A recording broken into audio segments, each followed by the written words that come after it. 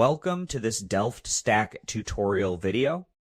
In today's tutorial, we will learn how to fix Disney Plus error code 83 in Microsoft Edge.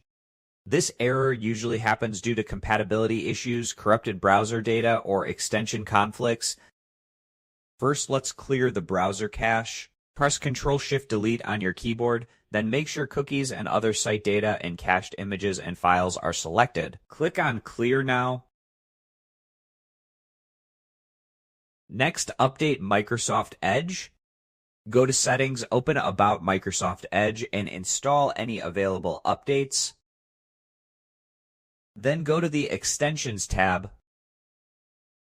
Turn off all extensions and relaunch the browser.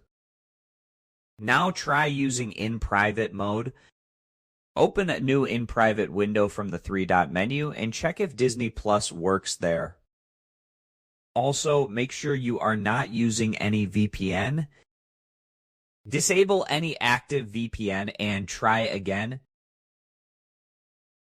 Finally, restart Microsoft Edge.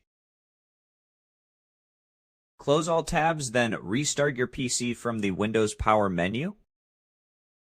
After restarting, the issue should be fixed.